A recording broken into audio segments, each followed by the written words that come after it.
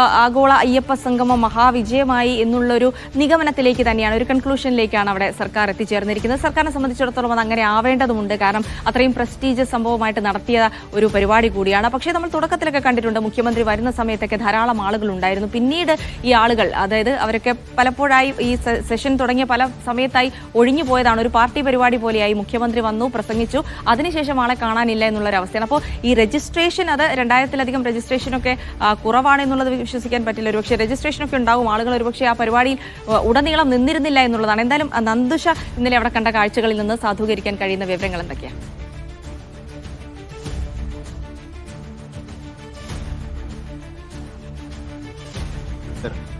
അയ്യപ്പ സംഗമത്തിൽ പങ്കെടുത്തു എന്നാണ്. ഇതിൽ 182 പേർ വിവിധ രാജ്യങ്ങളിൽ നിന്ന് എത്തിയവരാണെന്നും പറയുന്നുണ്ട്. 10ഓളം രാജ്യങ്ങളുടെ പേരുകളാണ് മന്ത്രി വായിച്ചത്. അതിൽ UAE നിന്നുള്ള വിവിധ എമിറേറ്റുകളുടെ പേരുകളും രാജ്യങ്ങളായി കണക്കാക്കി തന്നെയാണ് വായിച്ചത്. ഏതായാലും അയ്യപ്പ സംഗമത്തിൽ തീരെ ആളില്ലായിരുന്നു എന്നൊരു വാദം നമുക്ക് പറയാനായില്ല. ഉദ്ഘാടന പ്രസംഗത്തിലടക്കം കൃത്യമായ രീതിയിൽ വേദിക്കുള്ളിൽ ആളുണ്ടായിരുന്നു. പക്ഷേ ഉദ്ഘാടനം കഴിഞ്ഞ ശേഷമാണ് ഈ ജിൽസി പറഞ്ഞതുപോലെ തന്നെ അതിൻ്റെ ഒരു വിചിത്രമായ ഒരു സ്വഭാവത്തിലേക്ക് സംഗമം മാറിയത്. ഒരു പാർട്ടി പരിപാടി പോലെ തന്നെ ഒരു സമ്മേളനം കഴിഞ്ഞ് ഉദ്ഘാടന പ്രസംഗം കഴിയുമ്പോൾ മുന്നിലിരിക്കുന്ന ആളുകൾ കൊഴിഞ്ഞു പോകുന്നത് പോലെ പ്രതിനിധികൾ പല ഭാഗത്തേക്ക് പോയി എന്നൊക്കെയാണ് സർക്കാർ പറയുന്നത്. സെമിനാറിൽ പങ്കെടുക്കാനുള്ളവർ അങ്ങനെ പോയി, അതല്ല അവിടെ എക്സിബിഷൻ ഹാളിലൊക്കെ വിസിറ്റ് ചെയ്യാനുള്ളവർ അല്ലെങ്കിൽ അതൊക്കെ കാണാനുള്ളവർ അങ്ങനെ പോയി, സന്നിധാനത്തേക്ക് കുറച്ച് ആളുകൾ പോയി എന്നൊക്കെയാണ് സർക്കാർ പറയുന്നത്. എന്തായാലും നമുക്ക് അയ്യപ്പ സംഗമം അങ്ങനെ ഒരു വികേന്ദ്രീകൃതമായ അല്ലെങ്കിൽ ഒരു അച്ചടക്കമില്ലാത്ത ഒരു പരിപാടിയായിട്ടല്ലായിരുന്നു സർക്കാർ വിഭാവനം ചെയ്തതും. പത്രസമ്മേളനം, അതായത് ഇന്നലെയാണ് സംഗമം നടന്നതെങ്കിലും 3 ദിവസമായി തന്നെ നമ്മളവിടെ ഉണ്ട്. ആദ്യം ദേവസ്വം മന്ത്രിയുടെ ഒരു പ്രസ് മീറ്റ് നടന്നു. ആ പ്രസ് മീറ്റിൽ പറഞ്ഞത് 25ഓളം രാജ്യങ്ങളിൽ നിന്ന് വിദേശികൾ പങ്കെടുക്കുമെന്നായിരുന്നു. പിന്നീട് അത് അയ്യപ്പ സംഗമത്തിന്റെ തലേ ദിവസം 15ആയി കുറഞ്ഞു.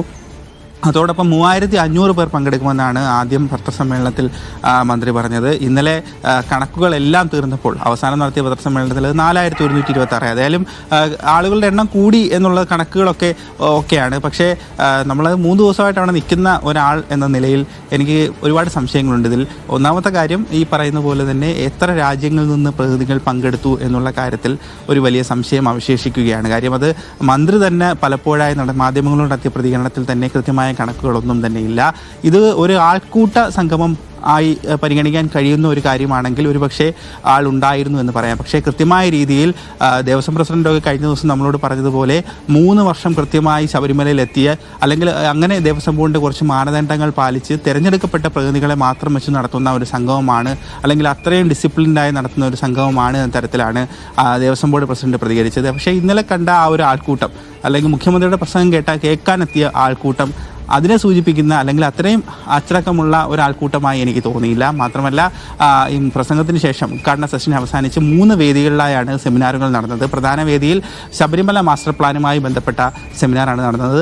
വേദി 2-ൽ പിൽഗ്രിം ടൂറിസം ഡെവലപ്മെൻറ്റുമായി ബന്ധപ്പെട്ട സെമിനാർ നടന്നു. അതോടൊപ്പം ശ്രീരാമസ്വാഗതം ഓഡിറ്റോറിയത്തിലായിരുന്നു വേദി 3 നിശ്ചയിച്ചിരുന്നത്.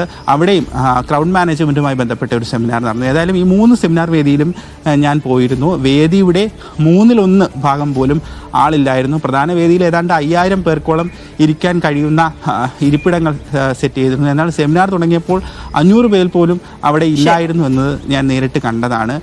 പിന്നെ ഈ ആൾക്കൂട്ടം കൂടുന്നത് ഒരുപക്ഷെ അവിടെ ഡ്യൂട്ടിക്ക് എത്തിയ ഉദ്യോഗസ്ഥർ ഉൾപ്പെടെ ആളുകൾ ഉൾപ്പെടാം, അവരെല്ലാം നിറഞ്ഞിരിക്കുന്നത് ആൾക്കൂട്ടമായി തന്നെ വ്യാഖ്യാനിക്കപ്പെടാനുള്ള ഒരു സാഹചര്യമുണ്ട്. ഏതായാലും ഈ UP മുഖ്യമന്ത്രിയുടെ പ്രസംഗമൊക്കെ കേരളത്തിലെ ദേവസ്വം ബോർഡ് വകുപ്പ് മന്ത്രി സ്വന്തം പ്രസംഗം തുടങ്ങുന്നതിന് മുൻപ് തന്നെ അതിപ്രാധാന്യത്തോടെ വായിക്കുന്നതും അതിനുശേഷം സംസ്ഥാന സർക്കാരിൻ്റെ ഉറ്റ മിത്രമായ തമിഴ്നാട് മുഖ്യമന്ത്രിയുടെ പ്രസംഗം വായിക്കുന്നു.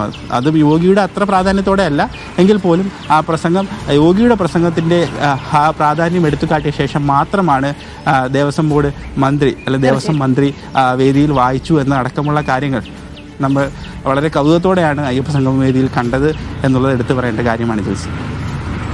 യെസ് നന്ദുഷ, അത് പറഞ്ഞതുപോലെ തന്നെയാണ്. അപ്പോൾ ഈ ഒരു ആൾക്കൂട്ടത്തെ ഒരു വലിയൊരു സദസ്സായി വ്യാഖ്യാനിക്കേണ്ടതില്ല എന്ന് മാത്രമല്ല, പലപ്പോഴായിട്ട് നന്ദുഷ കണ്ട കാഴ്ചകൾ കൂടിയാണ് പറഞ്ഞത്. അപ്പോൾ ആഗോള അയ്യപ്പ സംഗമം വലിയ വിജയമായി എന്ന് പറയുമ്പോൾ അത് എത്രത്തോളം സത്യമാണ് എന്നുള്ള ചോദ്യങ്ങൾ കൂടിയുണ്ട്. അപ്പോൾ അതുമായി